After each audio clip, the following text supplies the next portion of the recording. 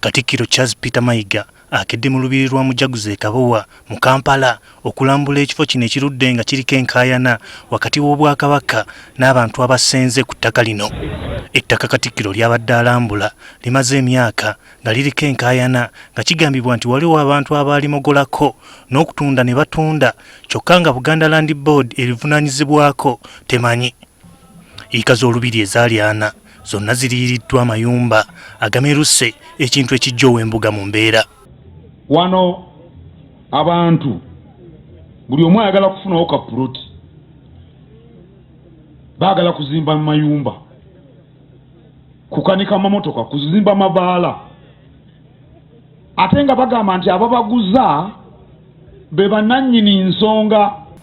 Mayiga anenyeza nnyo abavunaanyizibwa ku lubiri luno okubanga ate abatuuze be babasongamu oluno okubaguza. Oyinza otya okuba n'obuvunaanyizibwa ku lubiri ate ne bakusongamu olunwe nti gwe otunda ettaka? N'ekitongole kya Buganda Land Board ate ekivunaanyizibwa ku ttaka lya Kabaka yeewuunyizza okuwulira nga waliwo abakisiiga ettoomi so nga kikoze ekisoboka okutaakiriza eryo eryasigalira. Naye nga bakiteese mbatuuze nti Buganda Land Board ate yeetunzeeyo.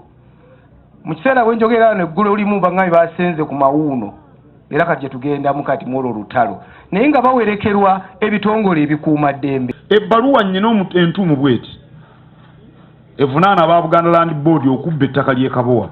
Katikkiro aliko enteekateeka zaayanjudde okukuuma ettaka lino.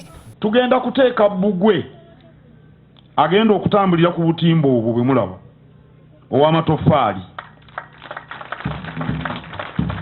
ku mbuga eno ey'akawulugumo ne ku mbuga ya Namanyonyi.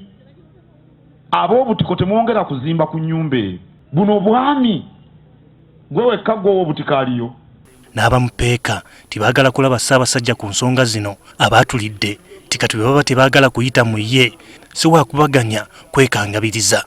Enkaayana zino Katikkiro ategeezezza tiyazibuulirako dda n'omuduumizi w'amagye General David Muhoozi kubanga waaliwo abajaasi abaali batiisatiisa okugobaganya obukuumi Obwakabaka bwe bwateekawo okuziyiza ababbi okwetaaya.